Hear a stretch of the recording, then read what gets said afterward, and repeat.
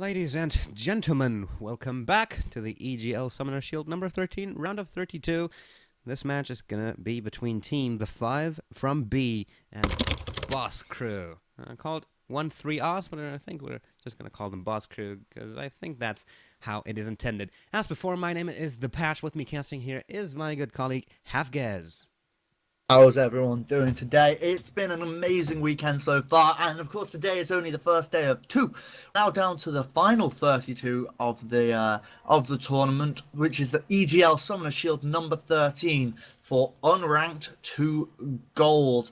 After this round, and kicking off tomorrow, will be the final 16 into the quarter semi-finals, and of course the grand finals, all taking place here on twitch.tv/EGLTV.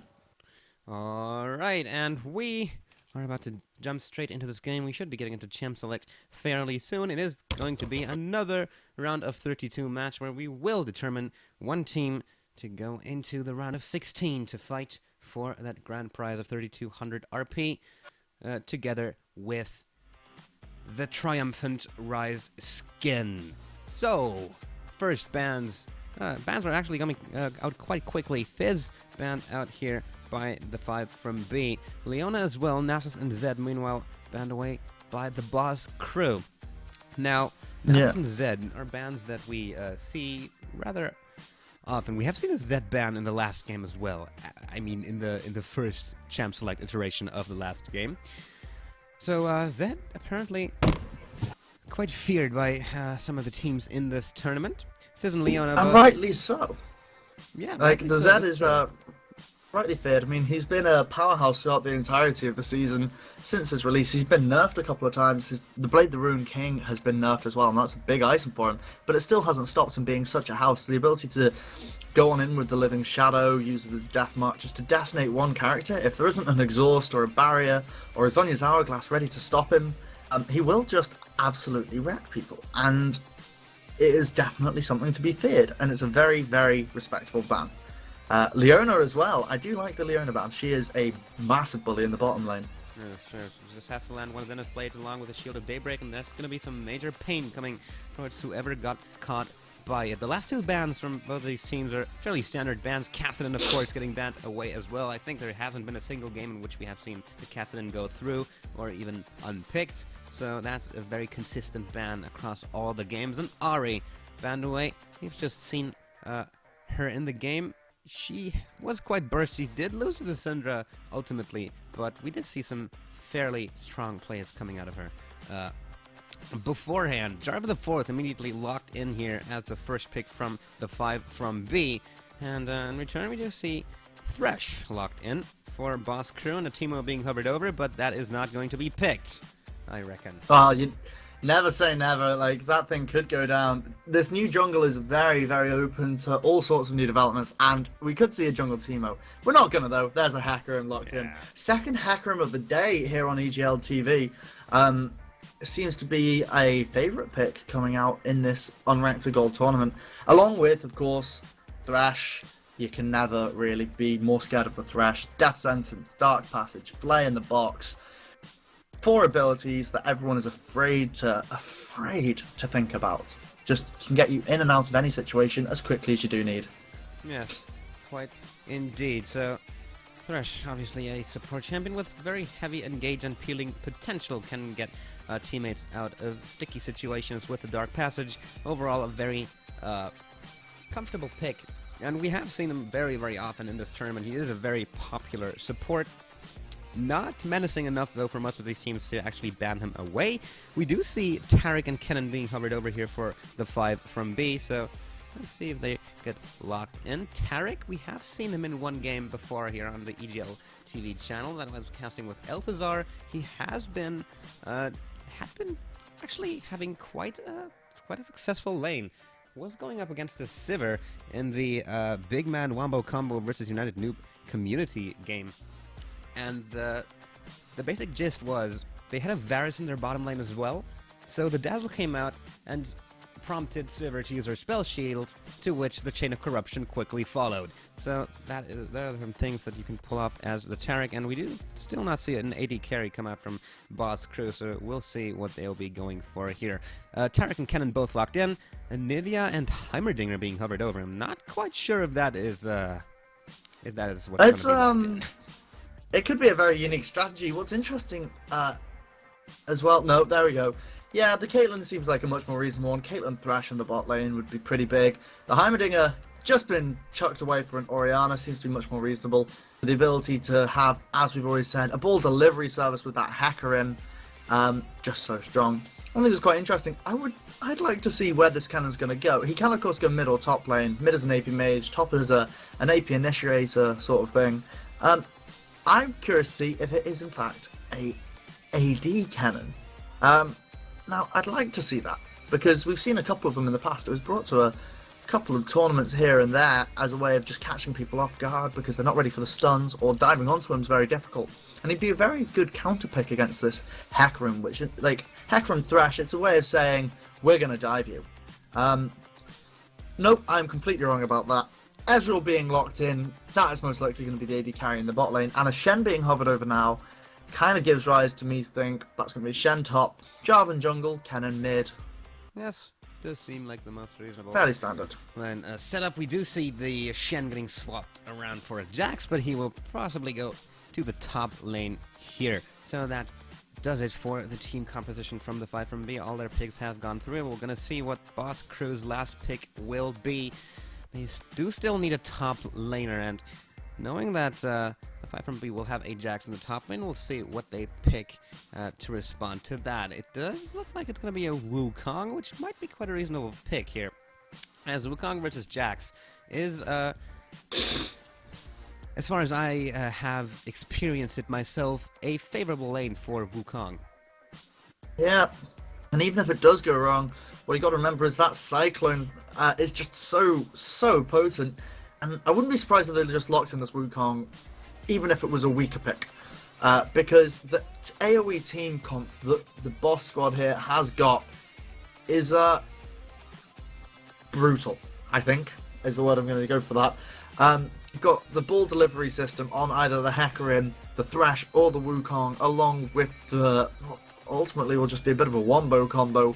Shockwave, Cyclone, and then if you really want, you've got the Onslaught Shadows, and the Hecarim with everything just to go over the top of that. And a Caitlyn in the back line, ripping people up. It'll be a very potent AoE combo with those 3 or 4 ultimates there that you can bring in.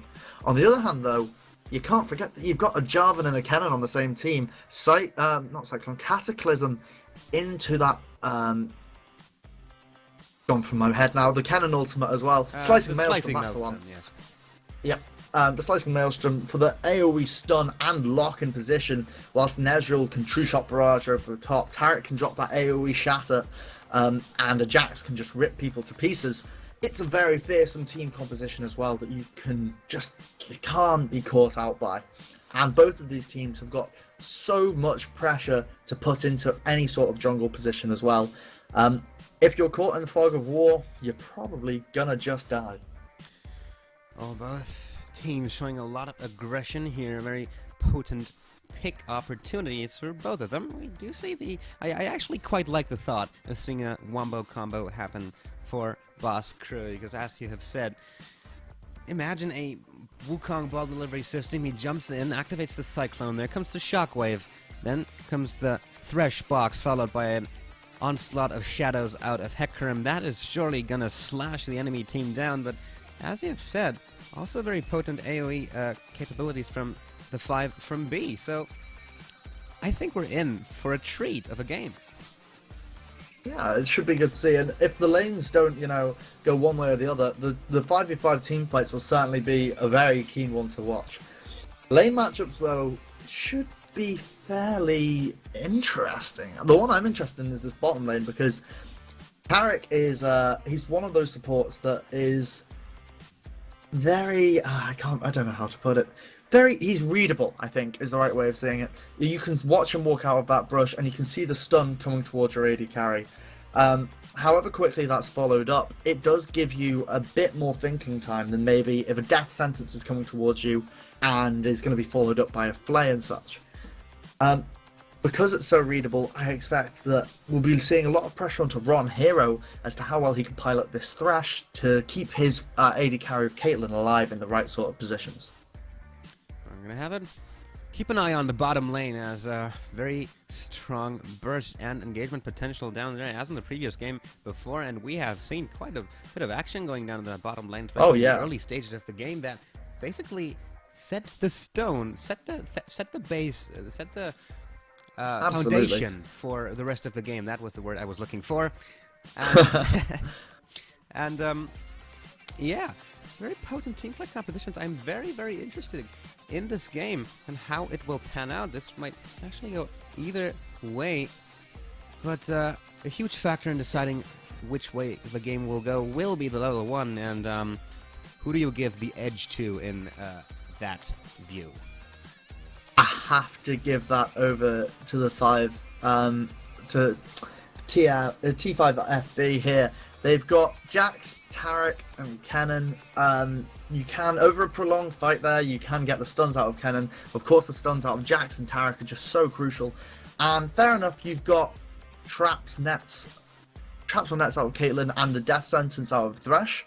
But overall, the advantage there is going to be to T5FB.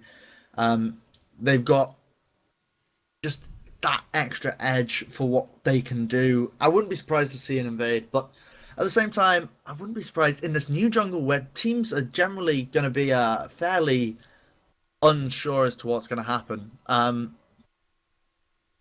Just because of how tricky it is to get your head into this new jungle route, it would be probably expected for these two teams just to set up, play defensive, and just give buffs over to junglers, really.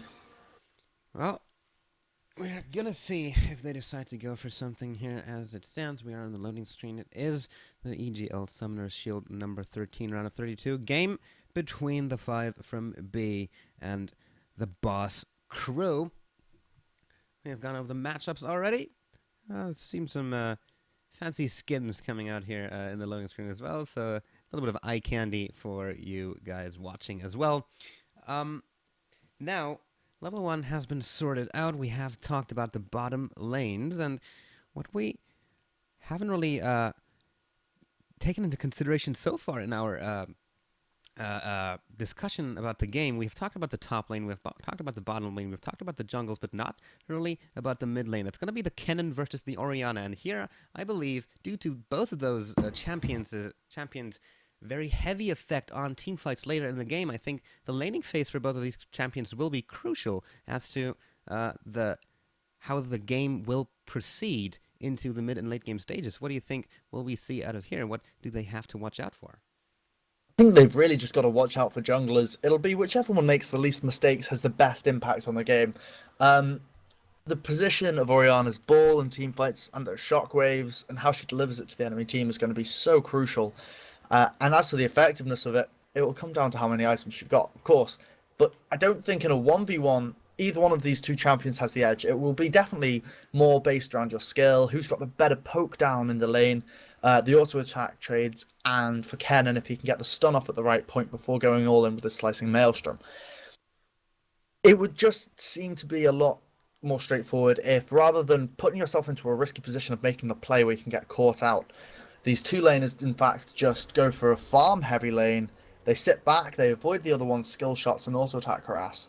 And they just get as much CS as possible for as many items as they can. And then if they do look for kills and fights, they'll wander down bot lane with their jungler and they'll try and do that whenever they're level 6, so they've got their big abilities, and they can really bring them into a 4v3 or a 3v2 sort of situation. Or maybe even looking for just that right 4v4 that they can pick up around the Dragon Pit. Well, the game is on. We have loaded in. Champions are moving on to the Rift, and we do see a double relic shield start from both bottom lanes here, going for the extra gold, going for this huge burst of extra buying power that they're going to receive from that, as we have already discussed, very, very strong passive currently. So that is going to be quite interesting to watch. As for level 1, it does look like both teams are hanging around their entrance, just trying to cover them up. None of the teams really going for any aggressive plays here, but we might still see something happen. There's some time left to make a move, but it does not look like any of these teams will risk anything in a potential level 1 engagement. Yeah, much safer just to sit back, really, give your buffs over and then go into lanes. A very reasonable thing to do. Play for the safe game. Both of these teams have got a very strong team fighting composition and are very capable of generating picks around the map and pressuring appropriately. One thing I think is going to be important to look out for is Kepin's teleport. He may not go for the fights post 6 in the top lane against that Wukong, but with that teleport, as soon as you've got Leap Strike and Counter Strike, you can jump down somewhere on the map and really make yourself felt. It allows you to just suddenly appear against a pushed lane, pick up a kill or two, and then transfer those kills into objectives or towers like Dragon and other such things. Along with the fact that Counter Strike off that Jax means that he can tank Dragon for a little bit extra time. All very useful. Also going over into the season for preseason 4 changes here, the opportunity of Elena just setting down a quick warding totem trinket, and then Jax immediately teleporting down there to take care of the situation is very, very scary. And basically every laner, we do see the mid lane having picked up a warding totem. Top lane obviously too, but he won't be teleporting to his own lane probably in a clutch situation. And then the bottom lane, of course, Tarek having picked up the warding totem and a couple of normal stealth wards as well.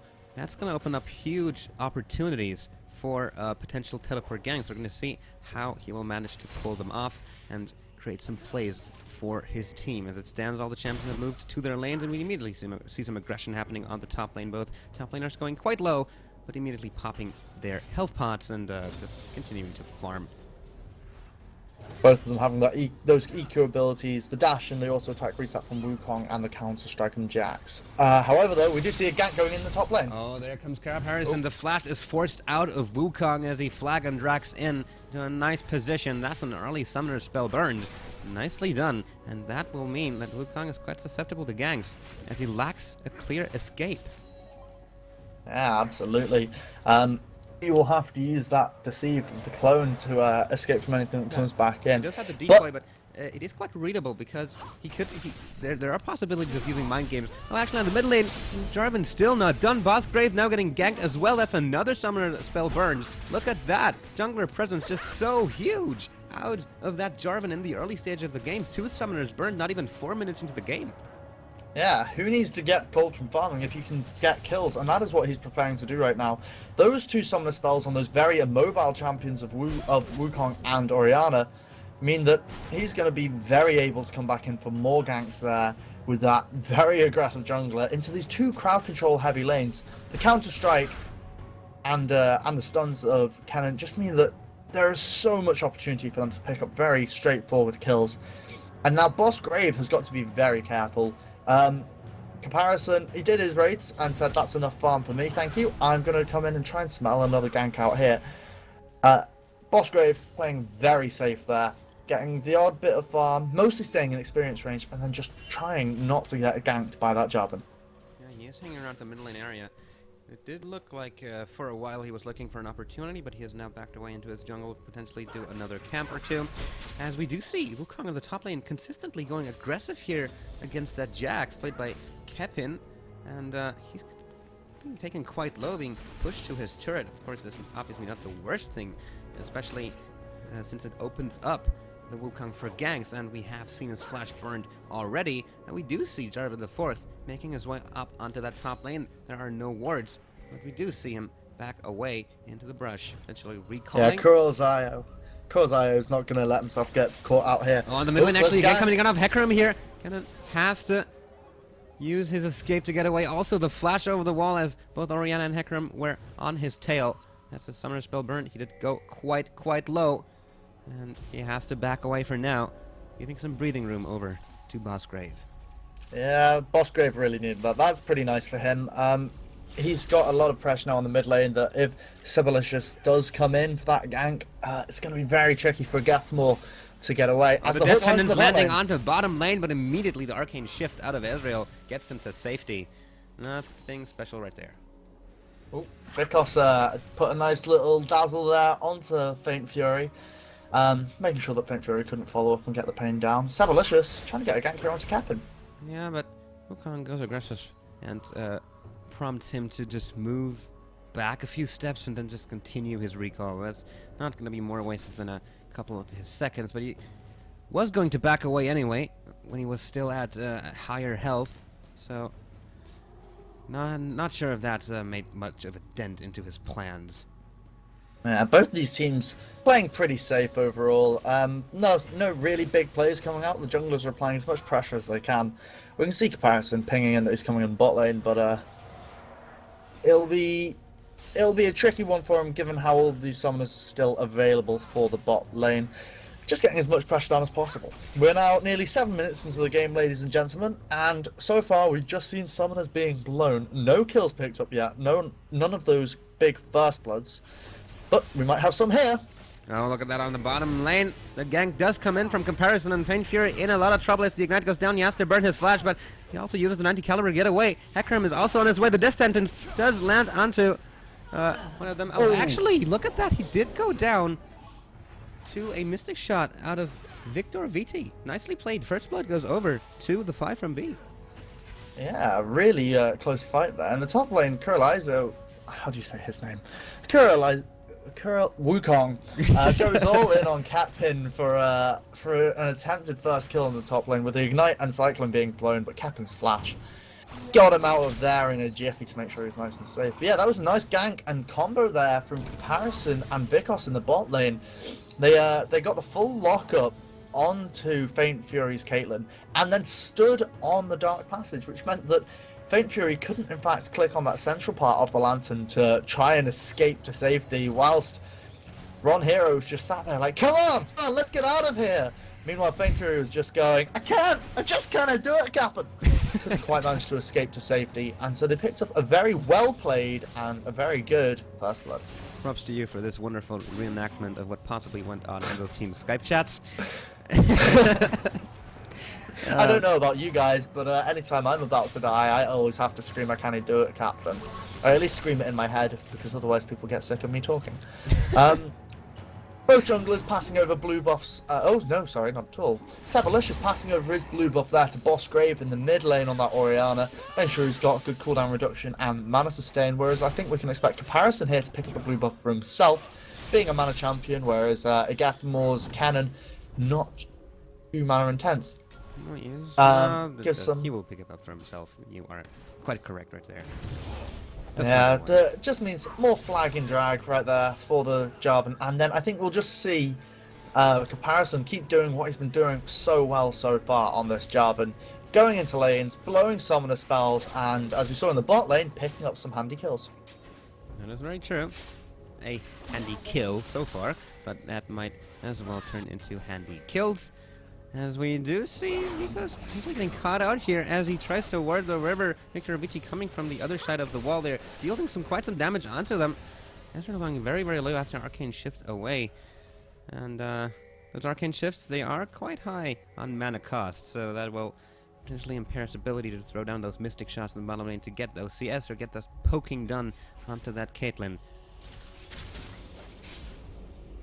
Indeed. Well, now that lane is at half health, and we see Comparison hanging around here. He's just trying to make sure that no pressure can go down from the enemy bot lane onto this dragon, and to make sure that he doesn't lose this dragon over to Boss Crew.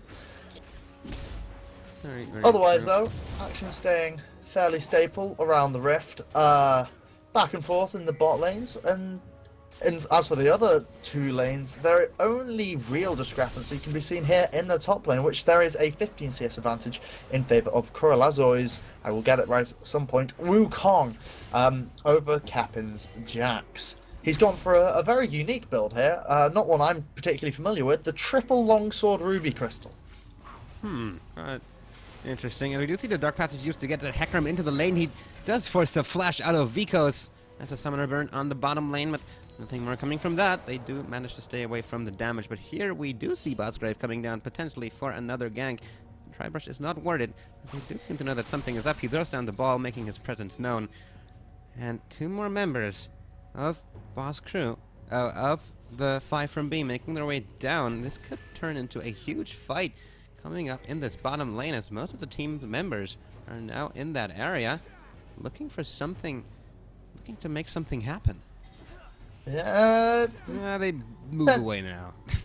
They're gonna have it all diffused, but that could have been really bad if the Boss Crew's bot lane had stayed a little bit too far, because the cannon being there meant that that fight was then going to be a 4v3 in favor of the 5 from B, which would have made it very difficult in the team fight, especially with all of that AoE lockdown. Luckily though, everyone just backed off, said, hey, make peace not war here. Make tea not war, love tea. Tea sounds really good, I'm pretty thirsty. Anyway, everything went on nice and safe there.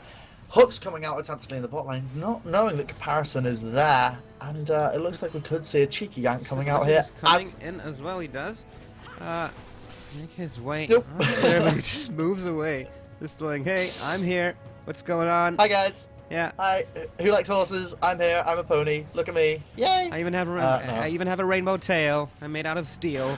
Just wanted to show off my sweet new rig. Don't mind me. Bit of a ward fight, and the ward wars begin. Ron Hero not feeling happy with that. He's going aggressive onto That's I3oss. onto Vicos, and in the meanwhile, Faint Fury dueling a little bit with Victor VT. That's just a little bit of damage traded down that bottom lane. No team really willing to go all in here for a big, huge engagement. Both teams playing it very safe, but here, Comparison comes in from the behind. Has run through a ward, though, so they know he's there, and he will walk into the brush. That is also warded. He's just running through wards left and right. Yeah, a lot of the action is trying to be forced here. Comparison said, "Hey, I got a gank off very effectively down here in the bot lane before. Can I have one here again now?" And sadly for him, Boss Crew aren't giving him an inch. Bit of a two-shot barrage going right the way across the map into the top lane. But do see Geth more ganking top lane. Yes, he does. He activates the Slicing Maelstrom, and there's the Cyclone milking both of them up. He's going quite low, though. Has to flash away, and there's the lead from Kepit onto him. Will he be able to take him down before he dies? No, he will not. That's a kill over to the 5 from B. 2, though, at 13 minutes into the game. A relatively uneventful game, but when things do happen, they do happen. Ooh, really nice death sentence there, and the follow-up with the box. And as very true, the box is used. Victor Vitti and Vicos both slowed, but it doesn't look like they will be able to capitalize on it any further. Did force the flash out of Victor Vitti, though. Yeah, managed to get that, which means there'll be a lot of pressure maybe that Sebelicious on that Hecarim can come down on the fly. But that's maybe a story for a little bit later in the game. For now it is 2-0, and the kills are on that Jax on Kevin in the top lane, which is something that he really needs. Landing onto Victor Vitti. This time he does not have a flash. He does have an Arcane Drift, though. Does get away, but lots of damage being taken onto Vicos. Teleport! Oh, teleport there from Jax. This might be very huge. Capen activating the counter-strike will stun Ron Hero here. Is going quite low. The Dazzle immediately follows. That is going to be another pickup here as Kepin picks up the second kill of the game at 14 minutes and 25 seconds. 3 kills so far in favor. A bit of a technical issue, and we do see Wukong actually managed to do it, but there's a Cataclysm out of Comparison picking up the kill. We are getting back into action, and we are getting back into action with a lot of action. Another kill going over to the 5 from B. Again, we are very sorry about the technical difficulties that we are experiencing today. We lost connection to the Twitch servers. That issue will hopefully be resolved by now. The game is still going on, 15 minutes and 30 seconds in. It is a little more over a 1,000 gold lead for the 5 from B, and that might as well just disappear now, as we do see Boss Crew taking on the Dragon, and it does not look like the 5 from B will be able to contest this one. And Mystic Shot's coming out, but Hecarim does smite it away, bringing the gold lead back to 500.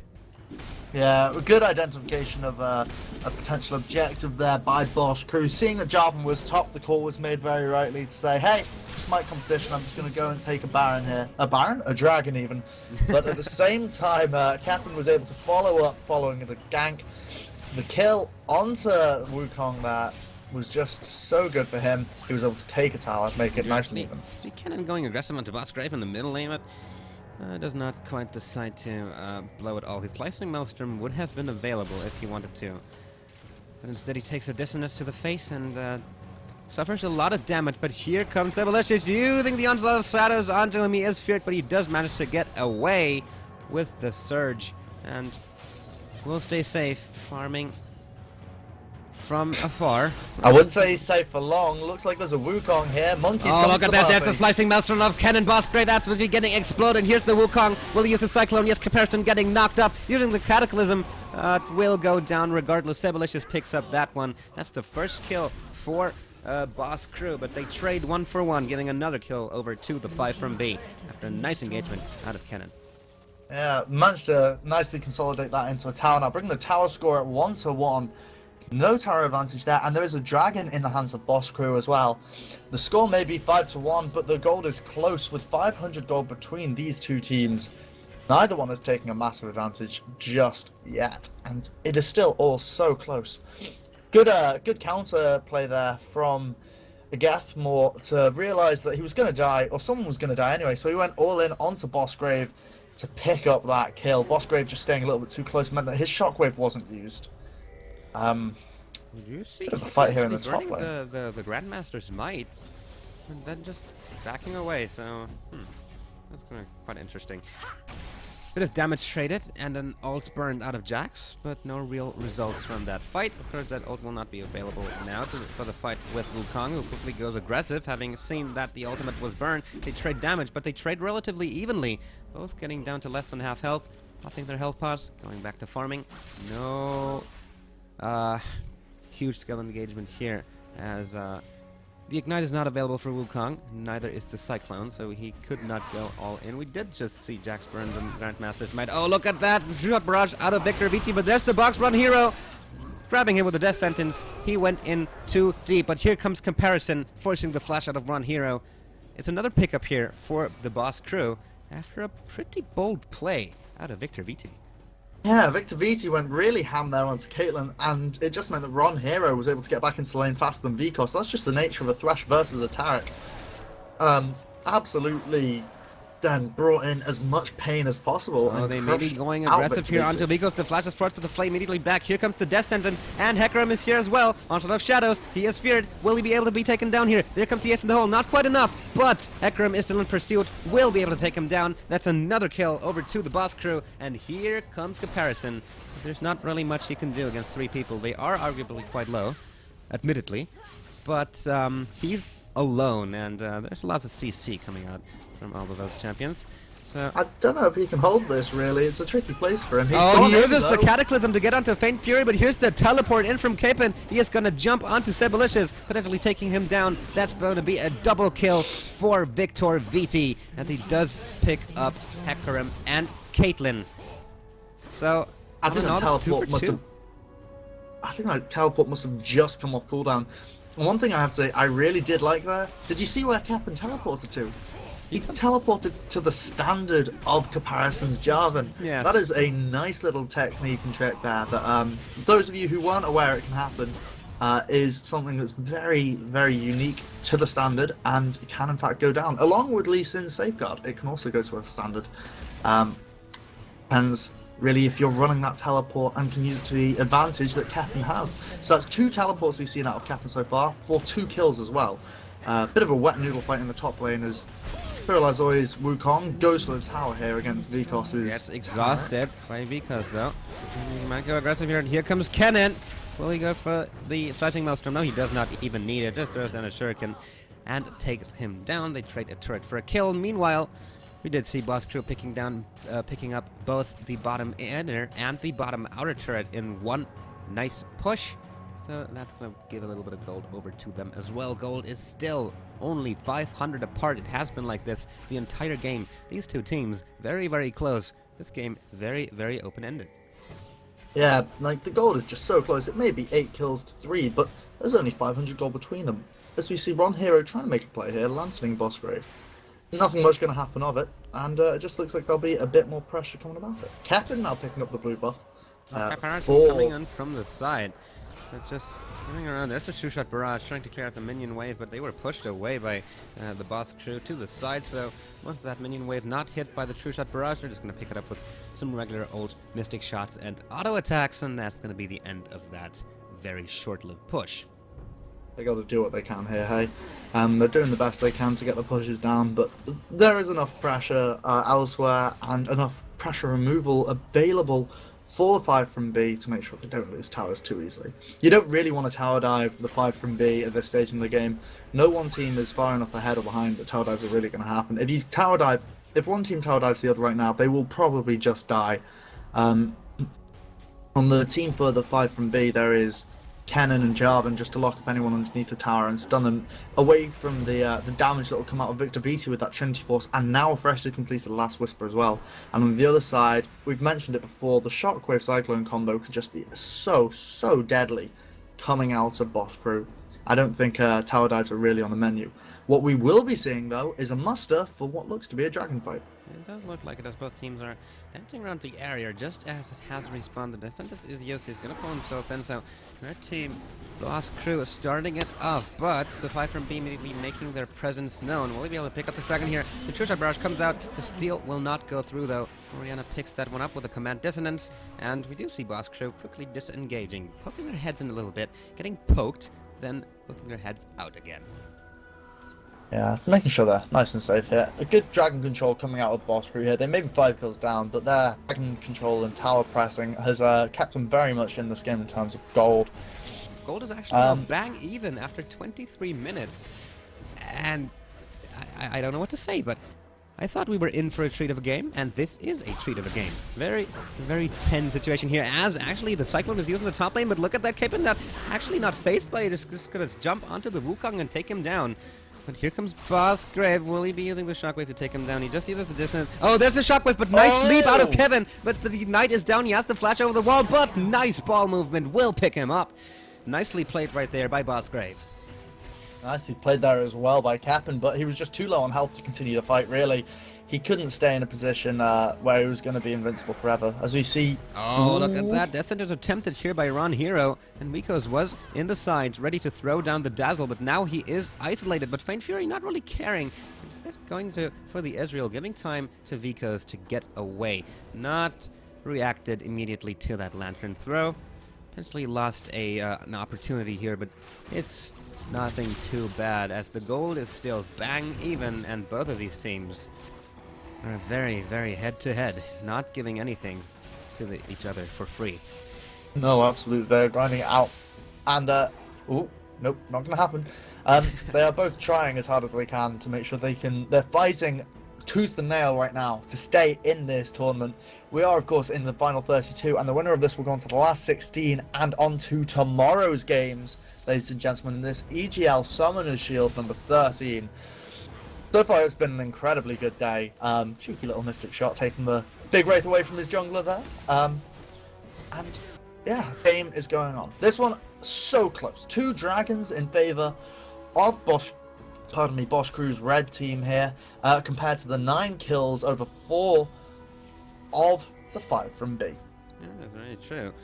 So each team having their distinct advantages, but they all add up to a gold count that is very even, very close. They're both 3-3 in turrets, but that might very well change. We do see the 5 from B making a move onto the middle, and they're a middle outer turret, and there's the Cyclone out of Wukong knocking up too. Look at that, the True Shot Barrage coming through here, dealing a lot of damage, but here's the Slicing Maelstrom. Nice, Zonia's out of him. Victor VT picks up the Hecker, and meanwhile, look at that triple kill! Wonderful Shockwave out of Oriana. Look at that, that was insane. Ron here in the middle with a little bit of a quarrel here. Capon going down as well to the Wukong. It is a 4-for-2 in favor of the Boss Crew, and Victor VT making his way. They do manage to defend their turret, pick up 4 kills for it, and will make the push on the middle inner turret as well. But what an insane Shockwave! Yeah, absolutely brilliant play there from Boss Grave. And this is what I said, you don't want to tower dive either one of these teams, and I think they just got a little bit too confident with their kill lead right there. The 5 from B made the call to dive it. Capon teleporting in meant that he didn't arrive until a little bit too late into the fight, so he was able to pick up the kill onto Faint Fury, but it just really wasn't enough. 1 kill and then ending up between 2 towers is not where you want to be, especially not when Boss Grave has just gone in with that Shockwave and deleted 3 of your team. You're suddenly left very high and very dry, and only Victor VT was there alive at the end of the fight, and he can't really save that poor little Jax in the backline. Not really. So close, and wonderful I think that fight. may be a big tip. Yeah, wonderful fight. Well played there by Boss Crew. Boss Crew, definitely. But they do ultimately lose their middle outer as they had all recalled to base. And the 5 from B, on their way to the middle lane, taking now that turret, bringing the turret score back to even. So they trade one turret for one, but still, that 4-for-2 fight still very, very huge. And now, actually, the first time we see a distinct lead from any of those teams, but it's ever so small. It's just 1.5 thousand gold. And at 27 minutes into the game, that it's not really that much. No, it's a very close game here between the two, considering how now we are pressuring onto a middle inhibitor tower. With both Tarek and Jax being in the outer lanes, it's a 5v3, and Boss Crew are really going for it. And here we might see an attempt for a slicing Maelstrom. They do not go for it. They do sacrifice the inhibitor turret, but here comes Wukong with the Cyclone Ace and the whole going throwed out, getting caught by Caparison, who tanks the damage, but they do have to give up their inhibitor. Nice shockwave pulling in 2, and look at that, the fight immediately breaks out. There's the Cataclysm catching 3, and the flash out of Sebalicious trying to get away from that, but Caparison does manage to take down Ron Hero. Look at that, it's a double kill. No, actually, it's a kill for Ezreal, who picks up another one for Hecarim. The true shot barrage coming out. Look at that, Wukong going very, very low. I3oss in pursuit, but will not manage to get him down. Meanwhile, double kill for Ezreal. He manages to take down Caitlyn as well. Oh, another Mystic shot. Manages to pick up the Orianna. And look at that. It's just the other way around. 4-for-2 in favor of the 5 from B. That was so incredible. I think it was a bit of a misplay to go for the base dive there. So the walls just in front of that inhibitor tower that had recently been taken down just penned in the team from Boss Crew, so that the follow-up from Caparison, mostly from Caparison, I3oss and Capin, were able just to melt through the defenses of Boss Crew. And of course Victor VT, playing a very good Ezreal AD carry in the backline, putting down all the damage he possibly could. Got a cheeky last hit there onto Boss Graves for a nice little kill on him. Pretty much picked him up as a last hit. And, well, this game is so wide open right now. It is. It is just insane. This might very well be the most exciting game that we have had on stream today, and it does not look like it will be over anytime soon. We did see the inhibitor go down in favor of the Boss Crew, so that's going to be the first inhibitor of the game. But now the 5 from B making some moves, picking up the dragon, bringing up the gold lead into their favor. It is only at 600 at this point, 5 to 600, and this game is so incredibly close. It is impossible to call this one. Of course, lots of pressure is going to be lost due to that last inhibitor turret in the middle lane. That's not coming back. The inhibitor will come back, but the turret will not. That means for the rest of the game, they will have an exposed inhibitor in the middle lane, and that can mean a lot after one deciding team fight with high respawn timers. Not having a turret to worry about can be huge. I have to say, though, this is one of the games, I think, where the recent changes to inhibitor minions in patch 3.14... Oh, am I going to be cut off here? Nope, not at all. No. Is going to be so crucial. So the change is that inhibitor minions... the inhibitor being down no longer gives an AD and armor buff to minions in other lanes. It only applies to minions in the lane. Ron Hero getting caught out here by 4 members of the 5 from B. He is going down, but the re-engagement immediately follows. Another big fight. Slicing Maelstrom is activated. 3 people of the red team in there, but it's a double kill so far for Orianna. And Hecarim also picking up one for himself. Ace of the Wall coming down on a Caparison. Will not be find enough to take him down. He flags and drags away, but it's a 3-for-1, so far. And the respawn timers are very, very high. They are charging onto the Nexus turrets here. Only Jax and Jarvan are still alive, but look at how fast these Nexus turrets are going down. This is going to be potentially the end of a very, very crazy game after 30 minutes and one decisive team fight in the middle lane. This is going to be Boss Crew taking down the 5 from B after an insanely close game. 30 minutes and 46 seconds, 16 kills to 3, only 2,000 gold apart. These two teams, 7 turrets to 5. It was a crazy game, and one decisive catch decided it in favor of Boss Crew. It wasn't even a disadvantage catch. True. Yeah, Ron Hero was caught. Ron Hero was caught, and they turned the fight around. That was actually beautifully played. It was a nice box and flash by Ron Hero to make sure that he stayed relevant in the fight. He did get his box and flay down, even if he couldn't death sentence someone out of the fight. It was still, he got everything that he could do down. And then all the burst hit him, which meant that there were suddenly 4 members of Boss Crew there to follow up the fight. But the thing that really was crucial about that fight was it was a 5v4 in favor of Boss Crew. which is why they were able to go so deep, because Kepid was split pushing in the top lane, and, well, you know, he didn't even get the tower for losing the game, so you can't even say worth out of that in a joking sense. The team fight was a complete crush for Boss Crew because of that advantage, and so they put the advantage into their favour, and they advance to the Sunday games. Very, very true. That is going to be the round of 16. Round of 16. The final 16. We're going to go over these games tomorrow on EGL TV and our backup channel, Censored Gaming. As for today, we had loads of awesome and interesting games. This one, I got to say, beating every single one of them. This was just so insane. It was wide open until the end, until one decisive team fight turned it around, opening up the nexus for the taking. As for us, this does it for today. I have been the Pash, this has been Havgaz, and we will be back tomorrow to bring more EGL League of Legends Championship coverage to you as the Summoner's Shield number 13 goes into the final 16. Ladies and gentlemen, we will see you tomorrow. Thank you for watching, and good night. Good night indeed.